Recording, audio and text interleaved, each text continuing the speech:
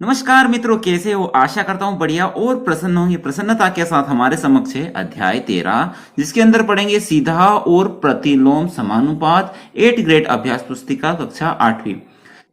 सीधा यानी अनुक्रमानुपाती विचरण, दूसरा है प्रतिलोम अनुपात।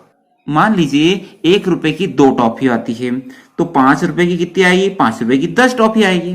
ठीक है, 10 रुपए की 20 टॉफी आएगी। यानी एक तरफ टॉफियों की संख्या बढ़ रही है तो पैसे भी बढ़ रहे हैं। यदि मान लो पैसे घटाएंगे यानी 2 रुपए की टॉफी खरीदने जाएंगे तो 4 टॉफी आएंगे। यानी जैसे पैसों की वृद्धि हुई तो टॉफियों की संख्या में भी वृद्धि हुई, पैसों में कमी की तो टॉफियों की संख्या में भी कमी आई। इस प्रकार के विचरण यानी संबंध को बोलते हैं हम सीधा समानुपात। और एक ऐसा होता है प्रतिलोम अनुपात। मान लीजिए कोई बच्चा 20 टॉफी लेकर आया है और कक्षा में 10 बच्चे हैं, तो प्रत्येक बच्चे को 2-2 टॉफी आएगी। ठीक है, यदि उस दिन बच्चों की संख्या कम रही यानी 5 ही बच्चे आए तो प्रत्येक बच्चे को कितनी टॉफी आएगी? 4-4 टॉफी आएगी। यानी बच्चों की संख्या ज्यादा हुई तो प्रत्येक बच्चे को कम टॉफी प्राप्त हुई, और यदि बच्चों की संख्या कम हुई तो प्रत्येक बच्चे को टॉफियों की संख्या ज्यादा मिली। यानी ये क्या है, एक में वृद्धि कर रहे हैं तो दूसरे में कमी आ रही है, यदि दूसरे में पहले में कमी कर रहे हैं तो दूसरे में वृद्धि हो रही है। यानी ये व्युत्क्रमानुपात यानी प्रतिलोमानुपात हो गया।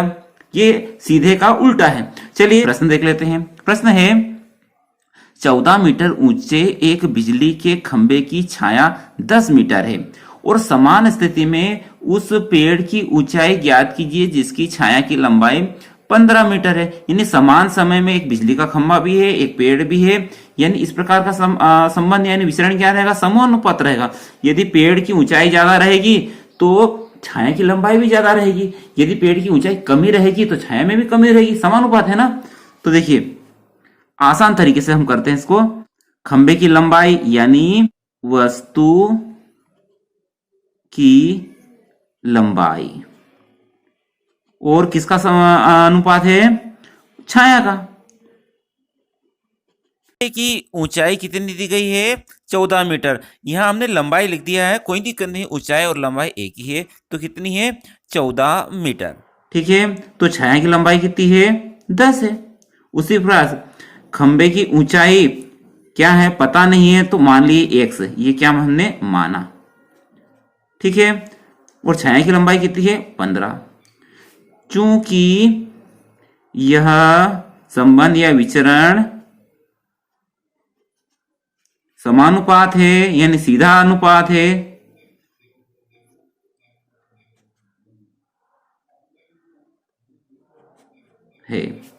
इसलिए क्या होगा? इसका गुणा इसमें कर दीजिए, इसका गुणा इसमें कर दिए। 10 का गुणा x में करेंगे तो क्या प्राप्त होगा हमें? 10x। खंबे की लंबाई कितनी है? 14। 14 का गुणा 15 में करेंगे तो 14 गुणित 15। तो x का मान क्या आएगा? 14 गुणित 15। ये 10 बटे में चले जाएंगे, 10 से 5 से भाग चला जाएगा, 5 से कम 5, 5 दूनी 10, 5 3 15, और 2 से भाग देंगे 14 में तो चला जाएगा, 2 एक कम 2, 2 सती 14। तो प्राप्त होगा 7 गुणित 3 यानी 7 या 21। यानी प्राप्त हो गया हमें पेड़ की लंबाई क्या प्राप्त हुई? पेड़ की लंबाई 21 मीटर होगी। अतः पेड़ की लंबाई 21 मीटर होगी। आशा है प्रश्न समझ में आया होगा आपको। प्रश्न है एक रेलगाड़ी 75 किलोमीटर प्रति घंटे की एक समान चाल से चल रही है, और 2 प्रश्न पूछे हैं। पहला प्रश्न है वह 20 मिनट में कितनी दूरी तय करेगी। ठीक है, यानी रेलगाड़ी के द्वारा तय की गई दूरी और समय का अनुपात दिया गया है। रेलगाड़ी द्वारा तय की गई दूरी बटे समय। ठीक है, हमें पहला कर रहे हैं। रेलगाड़ी कितनी दूरी तय करता है? 75 किलोमीटर। ठीक है, और समय कितना लगता है? 1 घंटा। चूंकि यहां मिनट में है तो इसको 1 घंटे को मिनट में कर लेते हैं, तो 1 घंटे में कितने मिनट होते हैं? 60। उसी प्रकार 20 मिनट में ये मिनट नीचे लिखा है, समय नीचे लिखा, तो ये 20। कितनी दूरी तय करेगा पता नहीं हमें, तो मान लेते हैं x। ठीक है,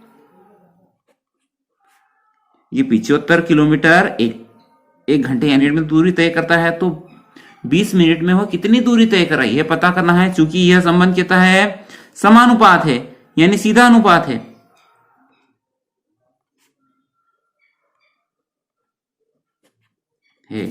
इसलिए इसका गुणा इसमें और इसका गुणा इसमें कर दीजिए। ठीक है, ये कर दिया। 60 गुणित x यानी 60x, 75 गुणित 20, तो क्या प्राप्त होगा हमें, x बराबर 75 गुणित 20। 60 गुणे में तो ये भाग में चला जाएगा, ये शून्य से शून्य गई। ठीक है, 2 एकम 2, 2 तिया 6 और 3 एकम 3, 3 दूनी 6, बचेगा 1, 15 हो जाएंगे, 3 पंज 15। ठीक है, तो क्या आया, x का मान 25 और x क्या माना था हमने, 20 मिनट में तय की गई दूरी। अतः 20 मिनट में 25 किलोमीटर दूरी तय होगी। यह पहला प्रश्न हो गया कंप्लीट। दूसरा क्या पूछा है, 250 किलोमीटर की दूरी कितने समय में पूरी होगी, तो यह पता कर लेते हैं। अनुपात कैसा था, चूंकि अनुपात हमें पता है 75 किलोमीटर की दूरी 1 घंटे यानी 60 मिनट में तय करता है, तो अब पूछा क्या है दूसरे प्रश्न में कि 250 किलोमीटर यानी 250 किलोमीटर कितने समय में यानी x समय में दूरी तय होती है, ये मान लेते हैं। ठीक है, चूंकि ये संबंध कैसा है, समानुपात का, तो क्या होगा इसमें, इसका गुणा इसमें कर दिए, इसका गुणा इसमें कर देंगे, तो 75x बराबर 250 गुणित 60, तो x बराबर हो जाएंगे 250 गुणित 60 बटे 75। 25 से काट देते हैं, 25 तिया 75, 25 एकम 25 और 25 शून्यम 0, 3 आए, 3 एकम 3, 3 दूनी 6, 3 शून्यम 0, क्या बचा, 10 गुणित 20। तो क्या प्राप्त होगा, 10 गुणित 20, तो x का मान आया आपका 10 शून्यम 0 और 10 दूना 20, तो क्या प्राप्त हुआ, 200 मिनट। ठीक है, यानी 250 किलोमीटर की दूरी 200 मिनट। अच्छा, 200 मिनट यानी 200 मिनट को यदि घंटों में परिवर्तित करें तो कितना आएगा, 60 से भाग दे देते हैं 200 में, तो कितना प्राप्त होगा, 60 एकम 60, 60 दूना 120, 60 तिया 180 ने 180 के हो जाएंगे 3 घंटे और 20 मिनट पर, यानी 3 घंटे 20 मिनट में दूरी तय होगी। आशा है प्रश्न आपको समझ में आया होगा। प्रश्न है, किसी सॉफ्ट ड्रिंक फैक्ट्री में एक मशीन 840 बोतल 6 घंटे में भरती है, वह मशीन 5 घंटे में कितनी बोतल भरेगी। ठीक है, मशीन तो वही है। ठीक है, तो ये अनुपात कैसा रहा, ये भी समानुपाती रहेगा। तो बोतलों की संख्या बटे बोतल भरने में लगा समय। ठीक है, 840 बोतलें 6 घंटे में भरी जाती है। ठीक है, तो 5 घंटे में कितनी बोतलें भरी जाएगी यह पूछा गया। कितनी बोतलें भरी जाएगी तो हमें पता नहीं, तो x ये माना हमने। ठीक है, चूंकि सीधा अनुपात है तो इसका गुणा इसमें, इसका गुणा इसमें, 6 का गुणा x में करेंगे तो 6x बराबर 840 गुणित 5। ठीक है, तो x बराबर क्या हो जाएगा, 840 गुणित 5, ये 6 गुणे में थे तो यहाँ भाग में चला जाएंगे। ठीक है, 6 से कट जाएगा 840, 6 कम 6, 6 कम 6 बचेंगे, यहाँ से 6 थे 8, 2 बचेंगे तो 24 हो जाएंगे। 6 चौक 24 और 6 शून्य 0, क्या प्राप्त हुआ, 140 गुणित 5।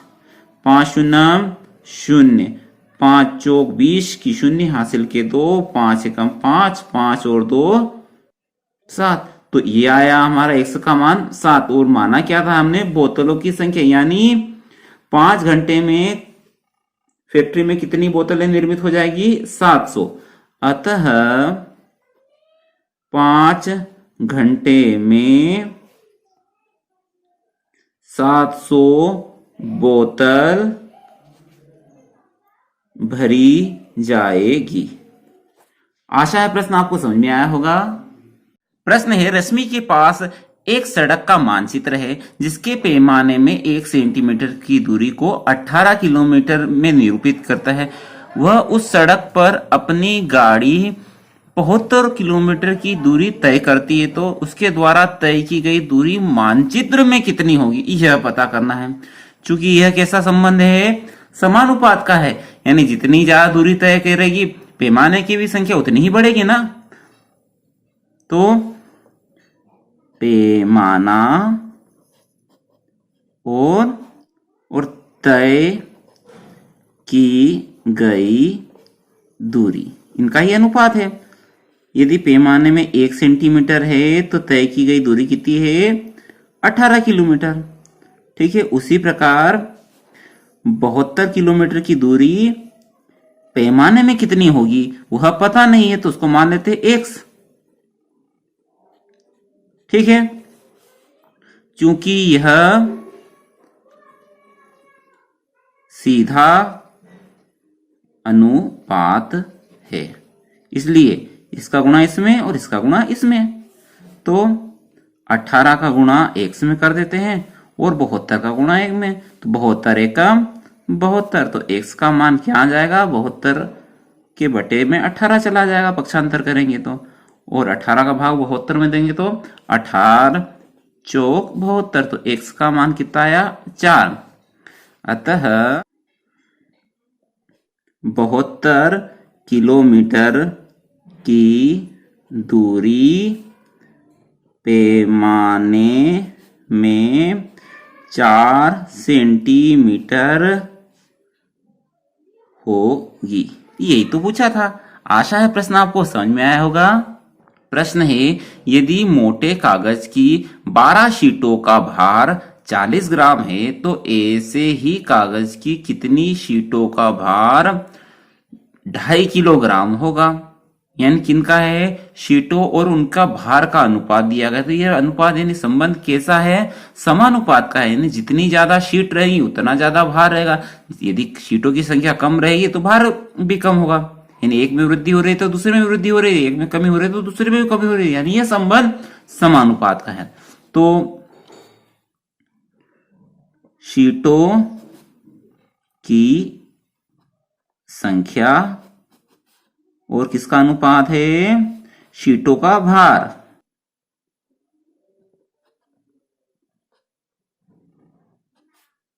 शीटों की संख्या कितना है, 12 है, तो उनका भार कितना है, 40 ग्राम है। ठीक है, अब शीटों का भार तो दिया गया है, कितना है, 2 सही 1/2 किलोग्राम। लेकिन शीटों की संख्या दी है क्या, नहीं दी, यही तो पता करना। मान लिया x। ठीक है, ये हमने मान लिया। अब यहां दुविधा ये है कि यहां ग्राम है और यहां किलोग्राम है, तो आप इससे पहले हमें ग्राम में परिवर्तित करना पड़ेगा।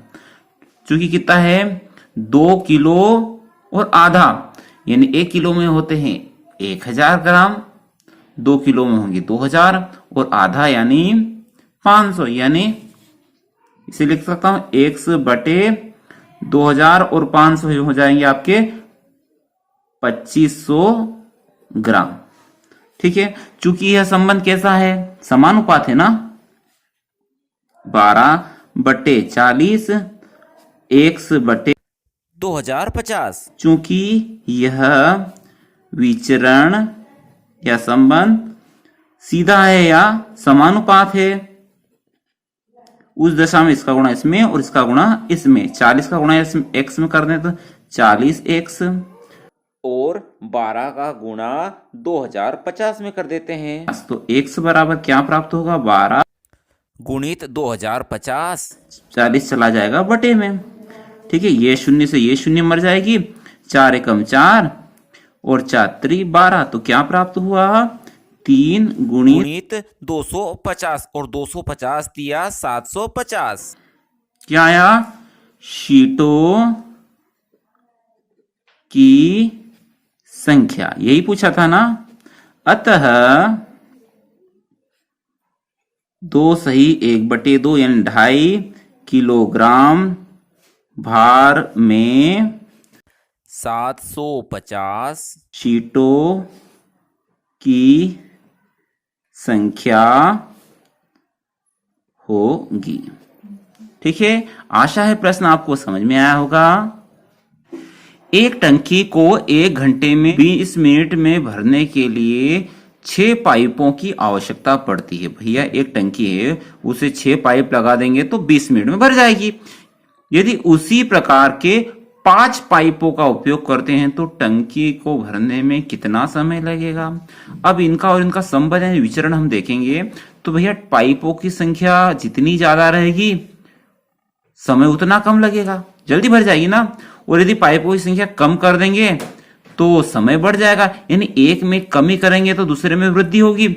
यदि पाइपों की संख्या कम कर देंगे तो समय ज्यादा लगेगा, यदि पाइपों की संख्या अधिक कर देंगे तो समय कम लगेगा। यानी यह विचरण तो सीधा नहीं है, प्रतिलोम अनुपात है।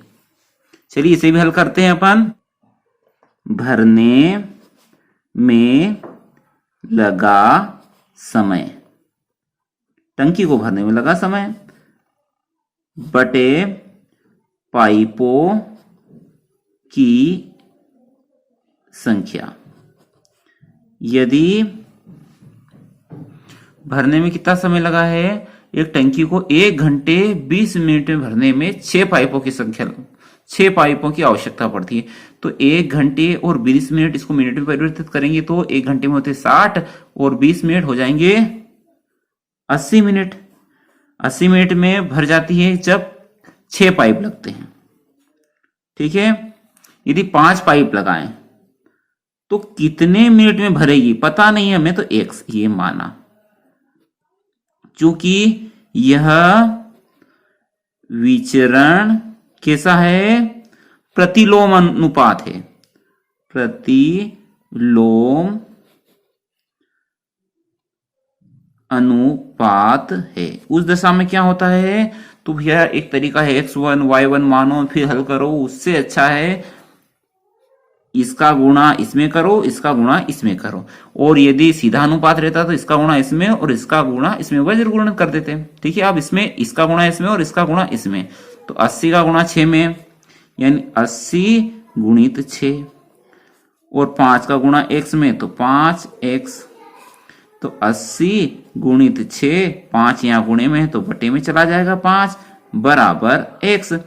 5 एकम 5, 5 एकम 5, बचेंगे कितने यहां से 3 और 30 हो जाएंगे।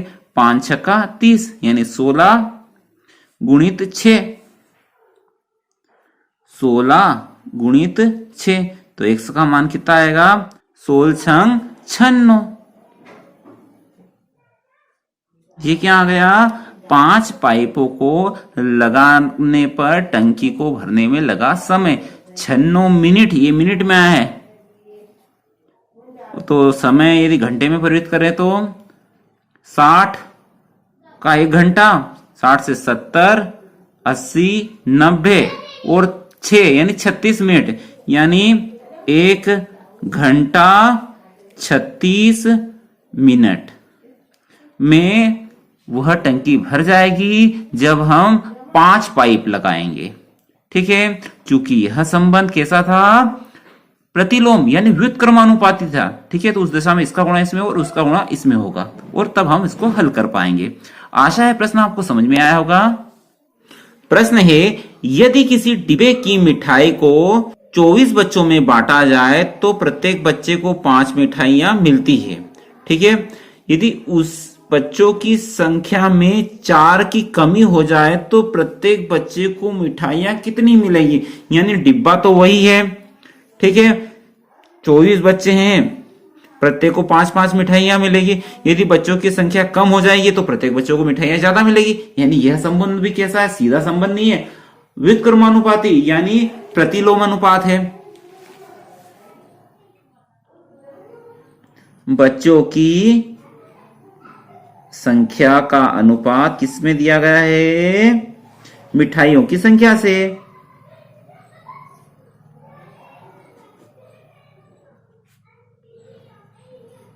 संख्या, यदि बच्चों की संख्या कितनी है, 24 है, तो प्रत्येक बच्चे को 5 मिठाई मिली है, ठीक है। यदि बच्चों की संख्या में 4 की कमी हो जाए, यानी 24 में 4 की कमी कर देंगे तो कितनी हो जाएगी, 20 है, तो प्रत्येक बच्चे को कितनी मिठाइयां मिलेगी पता नहीं है हमें, तो हम मान लेते x, ये हमने माना, ठीक है। चूंकि यह संबंध कैसा है, प्रतिलोम अनुपात है।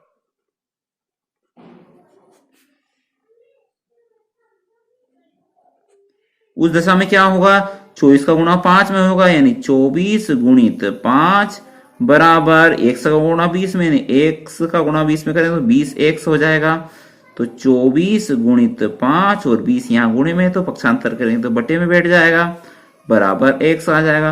5 एकम 5, 5 चौक 20 और 4 एकम 4, 4 छंग 24, तो x का मान कितना आया, 6, और x क्या था, मिठाइयों की संख्या। अतः प्रत्येक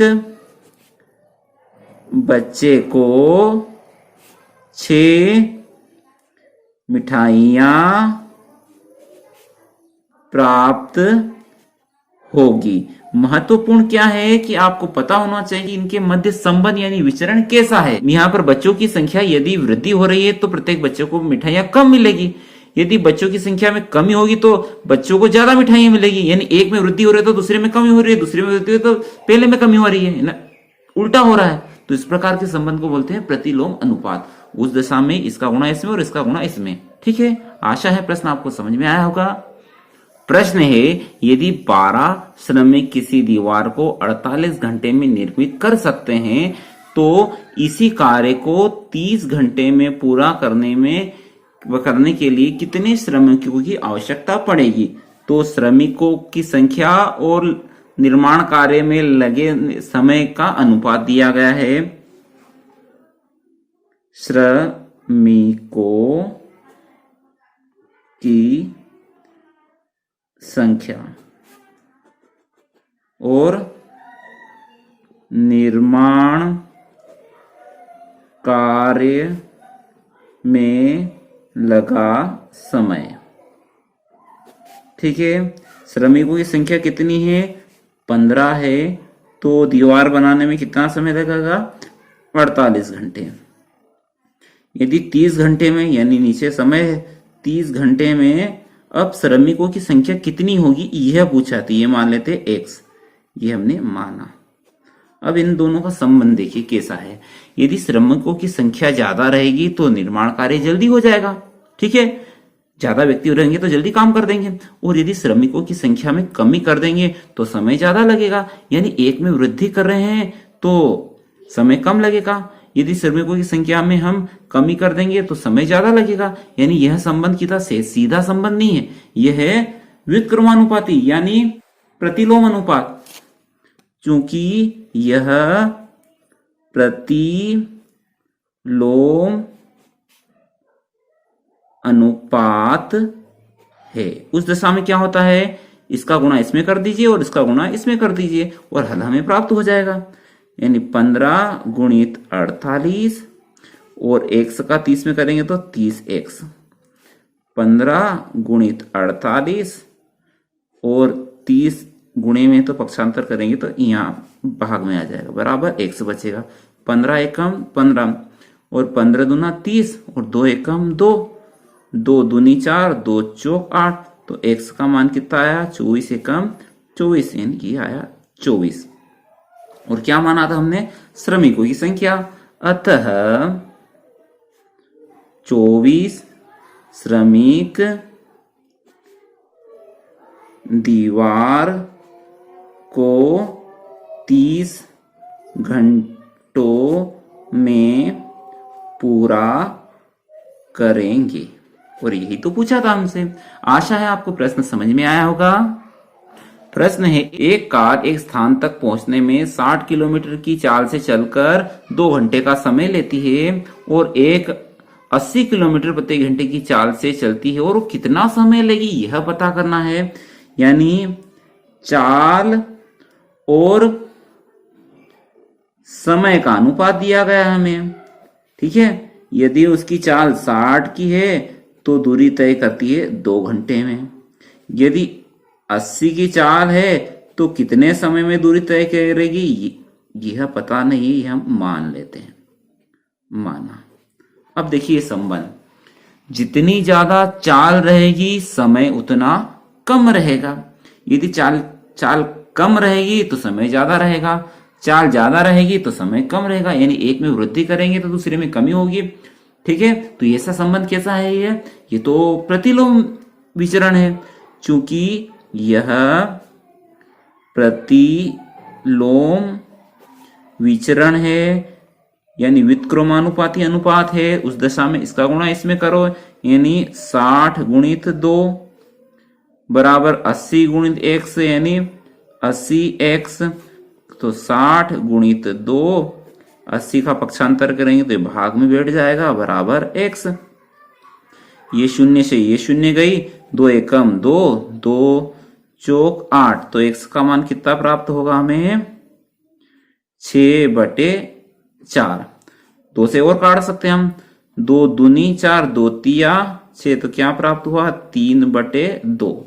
अच्छा, इसको मिश्र भिन्न में बदले विषम भिन्न को, तो 2 एकम 2 बचेगा कितना 1 सही 2, 1 सही 1/2 घंटे, यानी 1 सही यानी 1 घंटा पूरा, और 1/2 का मतलब होता है आधा, यानी 1 घंटा और आधा घंटा, यानी 1 घंटा और 30 मिनट में वह कार दूरी तय करेगी। जब वो 80 की स्पीड से चलेगी, 80 की चाल से चलेगी, तो 1 घंटा और 30 मिनट लगाएगी।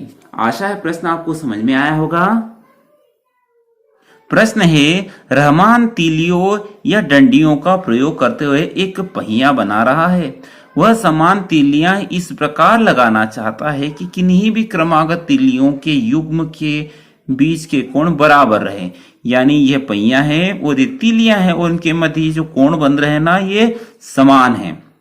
ठीक है, निम्नलिखित सारणी को पूरा करते हुए निम्नलिखित प्रश्नों के उत्तर दीजिए। तो सारणी में दी गई हमें, यदि तीलियों की संख्या 4 है तो इनके मध्य कितने डिग्री का कोण बन रहा है 90 90 90 90। 6 तीलियां हैं तो इनके मध्य कितने डिग्री का कोण बन रहा है प्रत्येक में 60 डिग्री। यदि 8 तीलियां रहे तो कितने डिग्री का कोण बनेगा, 10 रहे तो 12, ये पता करना है। तो पहले देखिए कि इनके मध्य जो संबंध है वह कैसा है। तो देखिए, जितनी ज्यादा तीलियां रहेंगी कोणों का मान उतना कम होता जाएगा, यानी तीलियों में वृद्धि करेंगे तो कोण के मान में कमी आएगी। यदि तीलियों की संख्या में कमी करेंगे तो कोण का मान बढ़ेगा, यानी एक में वृद्धि करेंगे तो दूसरा घट जाएगा। ठीक है, एक में कमी करेंगे तो दूसरा बढ़ जाएगा। यह संबंध कैसा होता है, प्रतिलोम अनुपात है। तो क्या करते हैं, चलिए इनको सारणी को पूरा कर लेते हैं अपन पहले। तीलियों की संख्या बटे अनुपात क्या दिया है, क्रमागत तीलियों के युग्म के बीच कोण, क्रमागत तीलियों के मध्य कोण। तीलियों की संख्या यदि 4 है तो उनके मध्य कितने डिग्री का कोण बन रहा है 90 डिग्री का। ठीक है, यदि तीलियों की संख्या 8 रहे तो उनके मध्य कितने डिग्री का कोण बनेगा यह पता नहीं है, तो ये कर लेते हैं, हम मान लेते हैं x, ये हमने माना। ठीक है, तो क्या होगा, कैसा अनुपात है, चूंकि यह प्रतिलोम अनुपात है उस दशा में इसका गुणा इसमें, इसका गुणा इसमें करते थे। यानी 4 गुणित 90 बराबर 8x। तो x का मान क्या हो जाएगा, 4 गुणित 90 बटे 8। ठीक है, 8 का पक्षांतर कर देंगे तो ये 8 बटे में चला जाएगा। 4 एकम 4, 4 दूनी 8 और 2 का गुण 2 एकम 2, 2 चौक 8 बचेगा 1, 10 हो जाएंगे, 2 पंजे 10। तो क्या आया, 45 डिग्री। तो ये क्या रहेगा, 45 डिग्री।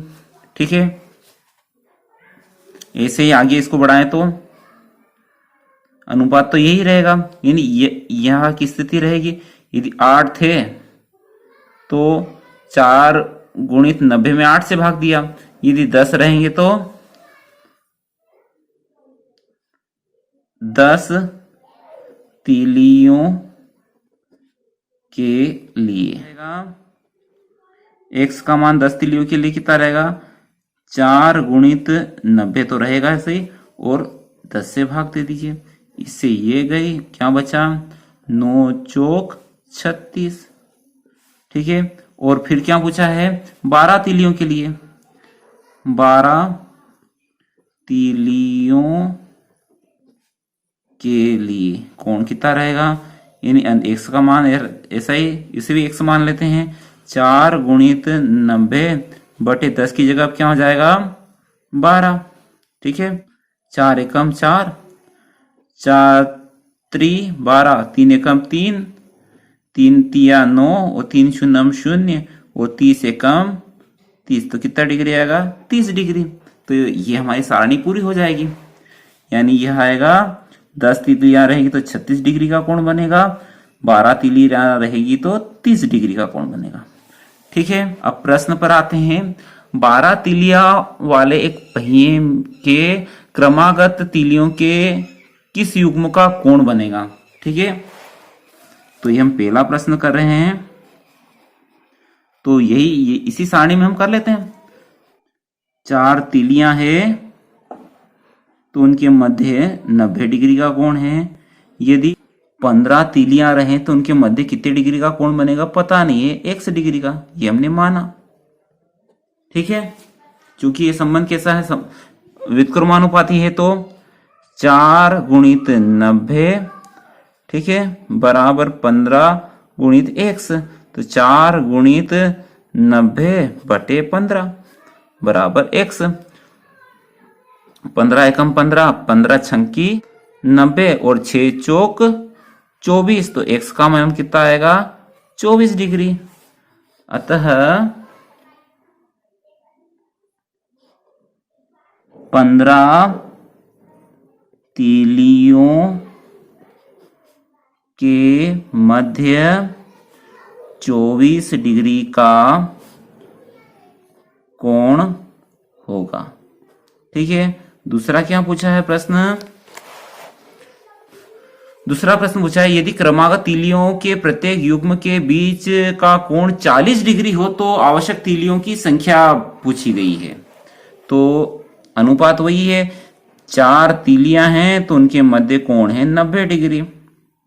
ठीक है, अब कोण दिया गया है 40 डिग्री, तो इनके मध्य तो दिया गया है, मध्य दिया गया है 40 डिग्री का कोण, तीलियों की संख्या पता करनी है, हमने माना x। ठीक है, अनुपात तो विक्रमानुपाती है, तो इसका गुणा इसमें करेंगे तो 4 गुणित 90, 40 गुणित x, 4 गुणित 90, 40 का पक्षांतर करेंगे तो यह बटे में बैठ जाएगा, बराबर x। ये शून्य से ये शून्य गई, इस 4 से 4 गया, तो x का मान कितना आया, 9। अतः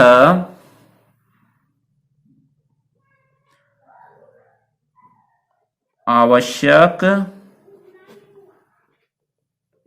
तीलियों की संख्या 9 होगी।